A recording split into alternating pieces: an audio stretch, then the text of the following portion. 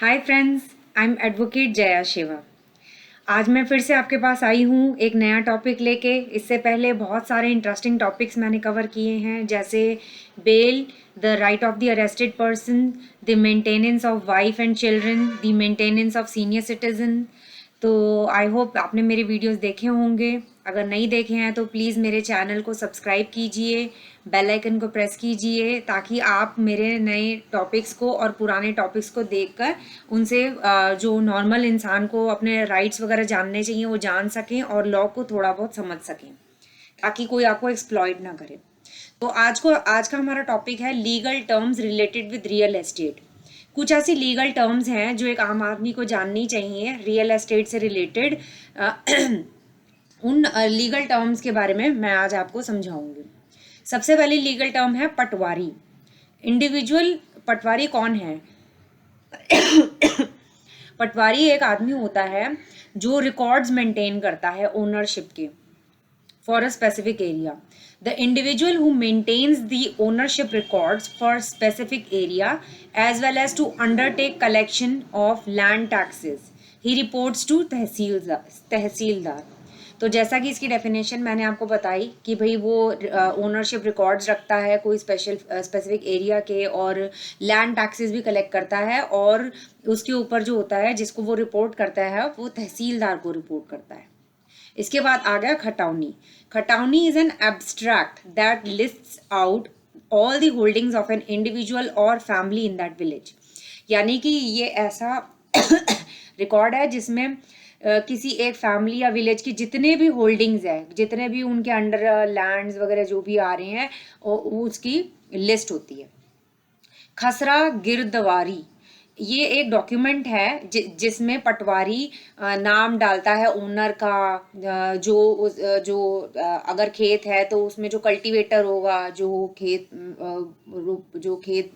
में कल्टीवेट करता है, लैंड या फिर खसरा नंबर जो डालते हैं, एरिया, काइंड ऑफ लैंड, खेती का है कि रेजिडेंशियल एरिया है, किस तरीके का लैंड है वो, cultivated and non cultivated area, जिसमें खेती हो सके या नहीं हो सकेगी, उस ऐसा एरिया बताएंगे, वो स्पेसिफाई करेंगे।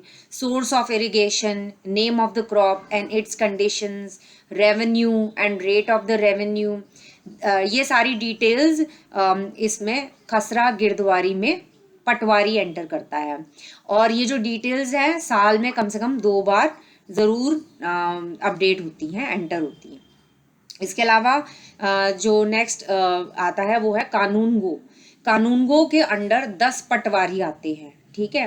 ये कानूनगो ऐसा इंसान होता है जो मेजर करता है लैंड को, और वो आपको बताता है कि आपकी ज़मीन कहाँ पर है, और he is the one who does निशानदेही, and he also has all the revenue records in duplicate which a पटवारी और तहसीलदार has।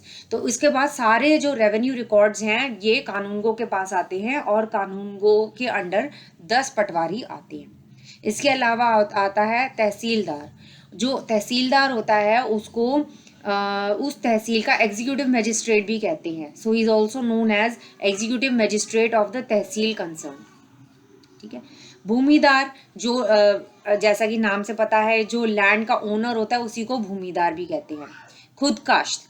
खुदकाश्त क्या होता है? जो खुद ही जो लैंड का ओनर है वो अगर उसमें खेती करता है या फिर किसी के थ्रू खेती करवाता है तो वो खुदकाश्त कहलाता है। The land cultivated by proprietor either by himself और थ्रू हायर्ड लेबर और सर्वेंट्स इज कॉल्ड खुदकाश्त, ठीक है। तो आई होप ये लीगल टर्म्स आपको समझ में आई होंगी, और आपको ज़्यादा आसानी से अब रियल एस्टेट की जो ये बेसिक टर्म्स है वो समझ में आएंगी। इसके अलावा अगर आपको इससे रिलेटेड कोई भी क्वेश्चंस हो तो प्लीज़ कमेंट बॉक्स में क्वेश्चन की पूछ सकते हैं।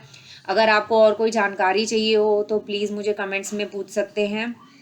अगर ये वीडियो किसी को हेल्पफुल हो सकता है तो प्लीज़ इस वीडियो को ज़रूर शेयर कीजिए। And thank you for your time. Stay healthy, stay safe, take care.